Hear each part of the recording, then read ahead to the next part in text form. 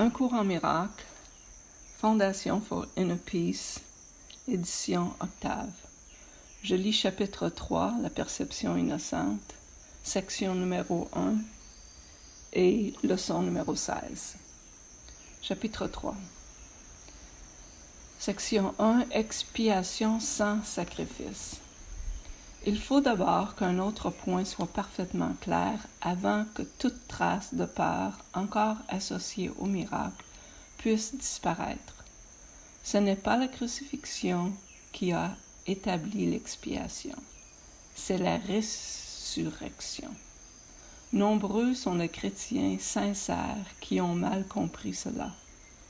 Nul ne saurait commettre cette erreur qui est libre de la croyance dans le manque. Si la crucifixion est vue d'un point de vue sans dessus-dessous, il apparaît en effet que Dieu aurait permis et même encouragé un de ses fils à souffrir, parce qu'il était bon. Cette interprétation particulièrement regrettable qui a surgi de la projection a conduit de nombreuses personnes à éprouver une peur atroce de Dieu. De tels concepts antireligieux entrent dans plusieurs religions. Or, le vrai chrétien devrait s'arrêter et se demander « Comment cela se pourrait-il?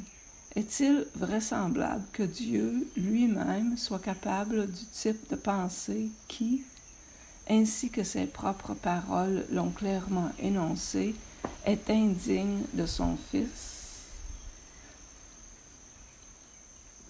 Comme toujours, la meilleure défense n'est pas d'attaquer la position d'un autre, mais plutôt de protéger la vérité. Il n'est pas sage d'accepter un concept quelconque s'il faut renverser tout un cadre de référence pour le justifier. Cette procédure est douloureuse dans ses applications mineures et franchement tragique sur une plus grande échelle. La persécution aboutit souvent à une tentative pour justifier cette terrible malperception, voulant que Dieu lui-même ait persécuté son propre Fils au nom du salut. Les mots mêmes sont insignifiants. Il a été particulièrement difficile de vaincre cela parce que, bien que l'erreur elle-même ne soit pas plus dure à corriger qu'une autre, beaucoup ont été indésireux de l'abandonner, vu sa très grande valeur en tant que défense. Sous une forme atténuée, un parent dit « Cela me fait bien plus mal qu'à toi » et croit être disculpé d'avoir battu un enfant. Peux-tu croire que notre Père pense réellement de cette façon? Il est tellement essentiel que toute pensée de ce genre soit dissipée qu'il faut nous assurer que rien de tel ne reste dans ton esprit. Je n'ai pas été puni parce que tu étais mauvais. La leçon entièrement bénigne qu'enseigne l'expiation est perdue si elle est contaminée par ce genre de distorsion sous quelque forme que ce soit. L'énoncé « À moi la vengeance », dit le Seigneur, est une malperception par laquelle on assigne à Dieu ses propres vieux péchés. Les vieux péchés n'ont rien à voir avec Dieu. Il ne les a pas créés et il ne les maintient pas. Dieu ne croit pas au châtiment. Son esprit ne crée pas de cette façon. Dieu ne croit pas au châtiment. Son esprit ne crée pas de cette façon. Il ne te reproche pas tes mauvaises actions. Est-il vraiment qu'il me les reproche à moi? Sois bien sûr de reconnaître à quel point cette supposition est absolument impossible et comment elle émane entièrement de la projection. Ce genre d'erreur est responsable d'une multitude d'erreurs connexes, y compris la croyance que Dieu a rejeté Adam et l'a chassé du jardin d'Éden. C'est ainsi pourquoi tu peux croire de temps en temps que je te fourvoie. J'ai fait tous mes efforts pour utiliser des mots presque impossibles à distordre, mais il est toujours possible de déformer les symboles si tu le souhaites. Le sacrifice est une notion totalement inconnue de Dieu. Elle provient uniquement de la peur, et les gens qui ont peur peuvent être méchants. Faire des sacrifices de n'importe quelle sorte, c'est violer l'injonction que je t'ai faite d'être miséricordieux, comme ton Père au ciel est miséricordieux. De nombreux chrétiens ont eu de la difficulté à se rendre compte que cela s'applique à eux. Le bon enseignant ne déthéorise jamais leur étudiant. Terroriser, c'est attaquer, et cela a pour résultat le rejet de ce qu'offre l'enseignant. Le résultat est l'échec de l'apprentissage. J'ai été correctement désigné comme agneau de Dieu qui ôte les péchés du monde, mais ceux qui représentent l'agneau taché de sang ne comprennent pas la signification du symbole. Lorsqu'il est bien compris, c'est un symbole très simple qui parle de mon innocence. Le lion et l'agneau couchés côte à côte symbolisent la force et l'innocence, non pas un conflit, mais vivant en paix naturellement. Heureux ceux qui ont le cœur pur, car ils verront Dieu, est une autre façon de dire la même chose. Un esprit pur connaît la vérité, et là est sa force. Il ne confond pas la destruction avec l'innocence, parce qu'il associe l'innocence à la force et non à la faiblesse. L'innocence est incapable de sacrifier quoi que ce soit, parce que l'esprit innocent a tout et s'efforce uniquement de protéger son entièreté. Il ne peut pas protéger. Il ne peut qu'honorer les autres esprits, parce que l'honneur est l'accueil naturel que font aux autres, qui sont comme eux ceux qui sont vraiment aimés. L'agneau ôte les péchés du monde, en ce sens que l'état d'innocence ou de grâce est un état dans lequel la signification de l'expiation est parfaitement apparente. L'expiation est entièrement non ambiguë.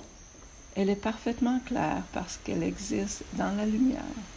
Seules les tentatives pour l'envelopper de ténèbres l'ont rendue inaccessible à ceux qui ne choisissent pas de voir. L'expiation ne rayonne que la vérité. C'est donc la quintessence de la non-nuisance. Et elle ne verse que des bénédictions. Elle ne pourrait faire cela si elle provenait de toute autre chose que la parfaite innocence. L'innocence est sagesse parce qu'elle n'a pas conscience du mal, et le mal n'existe pas. Toutefois, elle est parfaitement consciente de tout ce qui est vrai. La résurrection a démontré que rien ne peut détruire la vérité.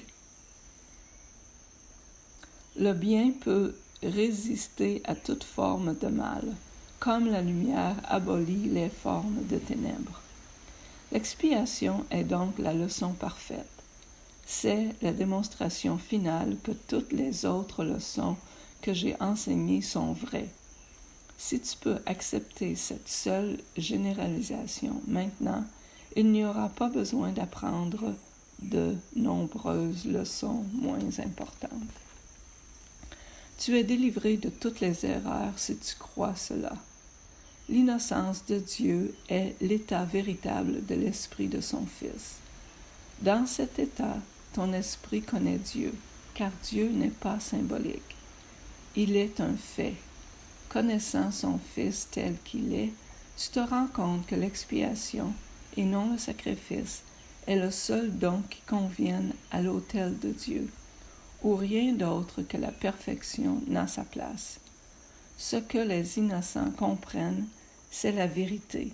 C'est pourquoi leurs autels sont véritablement radieux. Et maintenant, leçon 16. Je n'ai pas de pensée neutre. L'idée d'aujourd'hui est une étape initiale pour dissiper la croyance que tes pensées n'ont pas d'effet. Tout ce que tu vois est le résultat de tes pensées. Il n'y a pas d'exception à ce fait. Les pensées ne sont ni grandes, ni petites, ni puissantes, ni faibles. Elles sont simplement vraies ou fausses. Celles qui sont vraies créent leur propre ressemblance. Celles qui sont fausses font la leur. Il n'y a pas de concept plus contradictoire en soi que celui de vaine pensée. Ce qui engendre la perception de tout un monde peut difficilement être appelé vain. Chaque pensée que tu as contribue à la vérité ou à l'illusion, soit qu'elle étende la vérité ou qu'elle multiplie les illusions. Tu peux certes multiplier rien, mais tu ne l'étendras pas en faisant cela. Outre le fait de reconnaître que les pensées ne sont jamais vaines, le salut requiert que tu reconnaisses aussi que chaque pensée que tu as apporte soit la paix ou la guerre, soit l'amour ou la peur. Un résultat neutre est impossible parce qu'une pensée neutre est impossible. Il y a une telle tentation d'écarter les pensées de peur comme étant sans importance, banales et ne valant pas qu'on s'en soucie, qu'il est essentiel que tu reconnaisses qu'elles sont toutes égales destructrices, mais également irréelles. Nous répéterons cette idée sous de nombreuses formes avant que tu la comprennes réellement. Pour appliquer l'idée aujourd'hui, examine ton esprit pendant 1 minute environ, les yeux fermés en cherchant activement à ne passer sur aucune petite pensée susceptible d'échapper à ton examen. Ce sera assez difficile jusqu'à ce que tu y sois habitué. Tu verras qu'il t'est encore difficile de ne pas faire de distinction artificielle. Chaque pensée qui te tient sans écart aux qualités que tu lui attribues est un sujet convenable pour l'application de l'idée d'aujourd'hui. Pendant les périodes d'exercice, répète-toi d'abord l'idée, puis, au fur et à mesure qu'elle te traverse l'esprit, retiens chacune dans ta conscience le temps de te dire « Cette pensée au sujet de n'est pas une pensée neutre.